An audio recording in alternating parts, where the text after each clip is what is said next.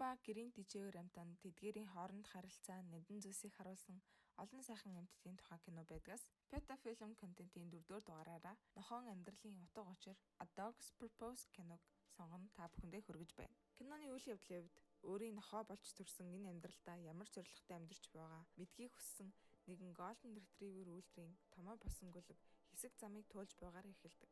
Замдаа өөрийн ямиг нь амарсан бяцхан жаал Этантай найзлан хөрлөж хамт тулах тэр цагаас эхлэн түүнийг өөрийн хүн болгон хэмээн шийддэг. Этан өөрийн нохоондоо Бэйли нэрийг өгдөг. Энэхүү кинонд гол дүрийн нохоо өөрийн бодож буй зүйлийг ярьж байгаагаар гардаг нь альва үйл явцыг нохоо өөрийнхөө юу гэж дүгнж буйг харуулсан байдаг. Түүний эзэн Этан тэд цагийг зугаатай өнгөрөөж зөвхөн хоорондоо ойлгож чадах онцгой айлыг зохиодог. Этан багасаа л Америкул бөмбөг сонирхож эхлээд үүндээ ч гэсэн Бэйлийг оролцуулан бөмбөг шийтгэхэд нуруунд дээр нүсрээд барьж авах гэдэл тэдний хооронд харилцааг илтгэх зүйлсийг хийнэ. 10 жил өнгөрсөн гэлтэй Этан ч том залуулна томоохон хөл бөмбөгийн шигшээд орж Хаана гих нэгэн бүсгүйтэй ч танилцсан. Гэвч хин нэгний санаатай үйлдэлээс болж Этан дахин спортоор хичээлэх боломжгүй болж найз охинооч гомдон ганцаар үлддэг. Тэр нэгэнт хүсэл мөрөөдлөөрөө цаашаа явж чадахгүй болсон тул холоо эрдэм сурахаар гэд бүлээ орхиод явна. Үүнд ч хөвшин басан Бэйли ганцаардан эзнийг санаж удалгүй биений үүддэг. Тэр үед Этан ирж түүнтэй салах хэсгийн Бэйлигийн амьдрал дуустдаг билээ. Гэвч амьдрал нь дуусаагүй гэлтэй дахиад л төрлөө. Гэтэ энэ удаад тэр Элиг гэх охин нохоо болсон ба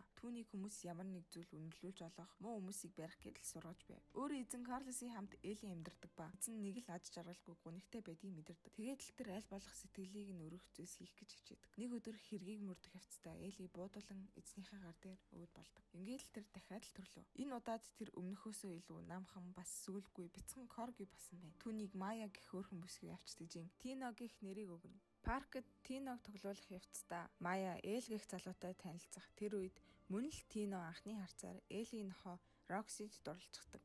Ингээд л тэд үргэлж хамтдаа цагийг өнгөрөөж хамт байж буйн Тинод маш сайхан байна. Майя Элийн хүүхдүүд чөтөрч ноход тэдэндээ яаж амьдрах арга гэвэ олж сурдаг. Харин нэг л өдөр Роксиг эзэд нь авч яваад дахиж түүнийг авчраг.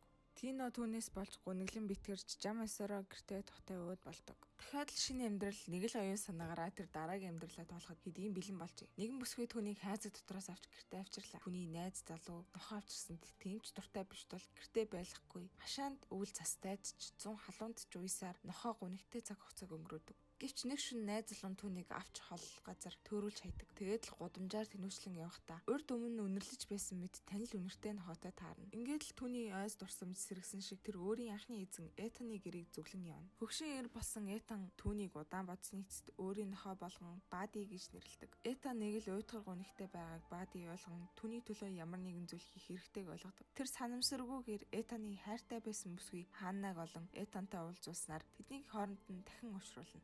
Этан ч одоо аж жаргалтай боллоо. Одоо нэг л зүйл Бади дутав. Тэр нь өөрийгөө Бэйли гэдгийг танилцуулах байлаа. Тэр Бэйли байхдаа тоглож байсан танил бөмбөгөө олон Этан дээр очиж тоглохыг шаарддаг. Этан ч мөн итгэлтэй байгааг асуун бөмбөгөө шидээд газар суухад ингээд л тэр өөрийгөө түүнд таниулж чадлаа. Бүхэл бүтэн 3 нохооны амьдралаар тэр амьдрахдаа нохоо болж төрсөн явдах учир зориг юу юм бэ гэдгийг тэр эцэст нь олжээ. Мэдээж хөвгөлтэй байв. Хин нэгнийг хайж олоод түүнд тусал. Түүнийг аж жаргалтай болго. Хайртай нэгний сайн долоо зүгээр л одоо үедээ амьдр. Яг энд л бай. Энэ л нохооны амьдралын утга учир зориг юм байна гэж хэлээд төгсдөг. Энэхүү кино нохоо хүний амьдралд тохиолдож буй зүйлстэй хэрхэн тасан зохицон бидэнтэй амьдардаг. Бидний талаар юу гэж бодож явдгийг харуулсан. Бидний хараагүй тэр өнцгөр харуулсан кино байлаа. Нохоо бүр магад үнэнч байсан хүний дараа төрөлдөө ч хайдаг байх. Тэд зүгээр л бидний хувьд маш энгийн байдаг. Тэр зүйлс бүхнийг үн цэнтэйгээр тусгаж авдаг. Бас амьдралын мөч бүхний аз жаргалтай байхыг ойлгуулдаг болов. Миний ярьсан зүйлсээс өөр хөвгөлтэй сэтгэл хоногшим хэсгүүд зөндөө байсан учраас та заавал өөрөө дахин үзээрэй. Анхаарал тавьж сонссонд баярлалаа. Дараагийн дугаараар уулзцгаая.